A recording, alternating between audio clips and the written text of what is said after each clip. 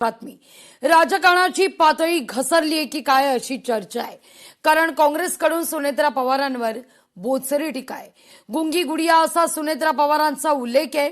काँग्रेसच्या ट्विटर हँडलवरून सुनेत्रा पवारांवर टीका करण्यात आलेली आहे।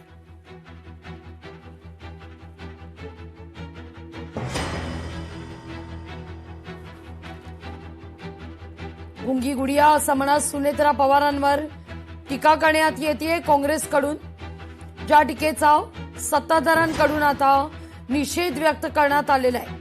नुकतंच आपण ऐकलं राज्याचे उपमुख्यमंत्री एकनाथ शिंदे यांनी देखील काँग्रेसला हे वागणं शोभत नाही असं म्हटलेलं आहे। इतकंच नाही तर सुनेत्रा पवारांना उद्देशून हे वक्तव्य करणं म्हणजे देशातील राज्यातील तमाम लाडक्या बहिणींचा अपमान करण्यासारखं आहे असंही एकनाथ शिंदे म्हणतात।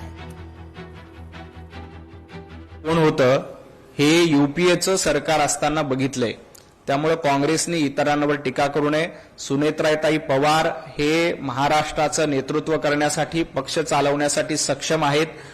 गुंगी गुडिया म्हणून कुणाला हिनवत जात होतं याचं आत्मपरीक्षक काँग्रेसने करावं।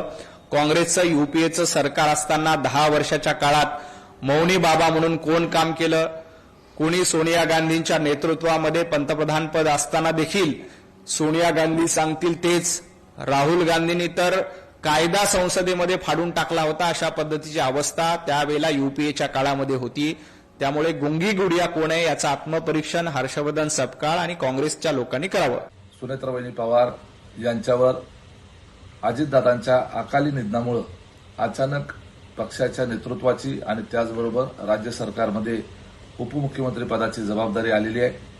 त्यांना पदभार घेऊन अजून 6 महिने सुद्धा झालेले नाहीयेत आणि लगेचच ज्यांच्या कुटुंबामध्ये आणि ज्यांच्यावर एवढा मोठा दुःखाचा डोंगर कोसळलेला आहे हे माहीत असताना काँग्रेस पक्षानं अशा पद्धतीनं असंवेदनशीलताचं प्रदर्शन करत अशी वक्तव्य करणं हे खरं तर त्यांना शोभत नाही। एक प्रकारे त्यांनी गुंगी गुडिया हे सुनेत्राबाईंच्या संदर्भानं उल्लेख करून काँग्रेसच्या त्यांच्याच नेत्या असलेल्या इंदिरा गांधी यांची सुद्धा एक प्रकारे टिंगल केलेली आहे हे यातून दिसतं। काँग्रेसला हे शब्द वापरताना थोडी तरी मनाची नाही तर जनाची तरी वाटली पाहिजे। एका या राज्याच्या पहिल्या महिला उपमुख्यमंत्री सुनेत्राताईंच्या बद्दल अशा प्रकारचे अपशब्द काढणं म्हणजे या महाराष्ट्रातल्या तमाम आमच्या लाडक्या बहिणींचा अपमान आहे आणि लाडक्या बहिणी काय करू शकतात हे 2024ला दाखवून दिलेलं आहे। वळूया पुढल्या महत्त्वाच्या लोकशाही मराठी ऐका, पहा, जागरूक रहा।